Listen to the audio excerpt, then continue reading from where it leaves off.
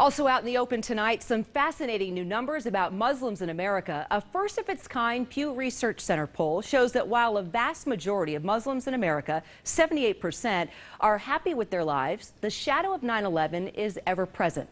53% say their lives have been more difficult since then. 33% say 1 in 3, well, they've run into some kind of intolerance, from being treated with suspicion and called names to actual violence. And here's where it really starts to get disturbing. Well, 78% of Muslims in the U.S. say suicide bombings of civilian targets is never justified. 13% say sometimes it is. Most disturbing, support for suicide bombings is greatest among Muslims under 30. 26% say suicide bombing could be justified. We asked Ted Rowlands to check out opinions among Muslims in the Los Angeles area. Outside the Tripoli Bakery in Anaheim, California, Arab Americans we talked to say they understood why the Pew Research study has produced some results that many other Americans may think are shocking. On top of the list is the finding that 25% of Muslims in the United States under the age of 30 think suicide bombing is sometimes or at least rarely justified. They could put themselves in those people's shoes. The Americans cannot do that. They don't know what's going on out there. Another surprising result for many Americans is how few Muslims living in this country, only about 40%, think that Arab men carried out the attacks on September 11th. But in neighborhoods like this one in Orange County, where you find thousands of Muslim Americans, it comes as no surprise. How the family of bin Laden could escape from the United States after the 9/11? Ahmad Alam and Ray Saeed say most Arab Americans think the hijackers must have had help from the U.S. government. We cannot deny that they were on these 5 planes. 19 Arabs were there. Haitham Bundakji, vice chairman of the Islamic Society of Orange County, says he thinks the numbers from the Pew study are actually low, especially when it comes to September 11th. I can tell you good 80% believe that it was not the work of the Arabs, that there is a conspiracy, and also that it might be an excuse for someone, probably in the administration itself, to give them the excuse to go to Afghanistan and Iraq. The war in Iraq and deaths there of thousands of Muslims have a big effect in American Islamic communities. But overall, people we spoke to here describe themselves as American first. That's what we hear. We came here by choice. Now, Ted, did the people you talk with give you any specific reasons why they think the 9/11 was not carried out by a group of Arabs?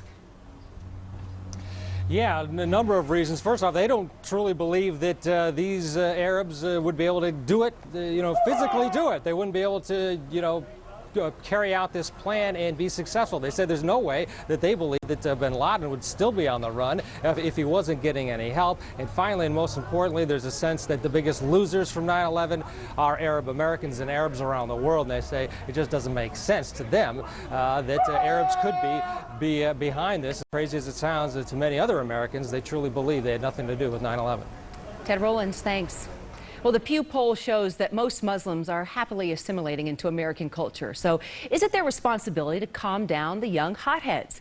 With me now, Edina Lekovic, who is a member of the Muslim Public Affairs Council, and Imam Husham al-Husseini of the Karbala Islamic Center in Dearborn, Michigan. Great to have you both with me. Edina, I want to start with you. Does it surprise you that 26% of Muslims here in the U.S. under the age of 30 believe that suicide bombings are justified?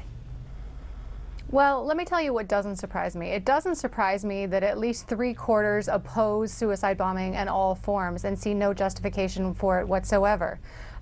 The fact that there are potentially disenfranchised youth who express these viewpoints is a cause for concern, and it's the very reason that the mainstream Muslim community is working actively on a day-to-day basis, and there is nobody who is working harder to fight extremism than the mainstream Muslim community and Muslim organizations across the country, because we know that the way to bring youth from the margins to the mainstream is by creating opportunities, and that is exactly what we are aiming aiming to do by working with Muslim youth in order to, for example, my organization, the Muslim Public Affairs Council, is holding a youth summit with Muslim student leaders from across the country in Washington, D.C. this summer to show them that they have access to mainstream channels and to give them opportunities for inclusion and for integration, because that's the real story behind this poll. The real story is in the headline, which is the mainstream middle class. Absolutely, and whether it's here in the U.S. or overseas, obviously the future generation is what is so important about changing this stereotype, this mindset.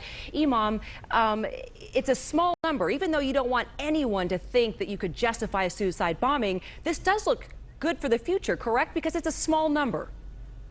Well, actually, even this small number is not fair and it's not true, because they survey as the Muslim in America only 2.5 million, and actually they are around 8 million. So the number would go much lower. Besides, most of these people who answered positively, I believe they come from Middle East with the war syndrome, with the effects, just like you are asking the American and to make a survey after Pearl Harbor or after 9/11 or after the World War II. So you got to see the mentality of the suffer people who are victimized in Middle East, and the only thing they speak out of oppression and occupation and things like this. I believe most of the Muslims believe, and I'm one of them, suicide is a sin, and we cannot, no believer can kill an innocent people, and I can show you verses and verses and chapters of Quran against the killing of innocent or suicide. Even when they said yes, actually they don't mean just come and kill an innocent. I believe they mean to liberate their country, for example, or to fight. So you're saying those some under kind of 30. colonialism. You're saying those under 30 are not in your mosque saying, Imam, I believe that. Okay. No. Edina, what about you? Those under 30 in your organization in Los Angeles, is anyone saying to you, well, now and then I think suicide bombing is okay? And if indeed that has happened, even looking at the survey, should we worry about our malls, our schools? If indeed one of these individuals under the age of 30 does believe in this, are we at risk here in the U.S.? My experience in the Muslim American community, and I travel across the country going to college campuses, going to conferences, interacting with communities in mosques and community centers. I'm out there and I talk to people across this country. I don't see the support for the statistics that are represented in the survey. That's not to say that they're necessary, that they're distorted or anything along those lines. You know, as the Imam said, you know, any support for suicide bombing, it has to be addressed head on by our community. We know that we are the ones that have the most to gain and the most to lose when it comes to fighting extremism, and it's a task we take very seriously. And I know. Go ahead.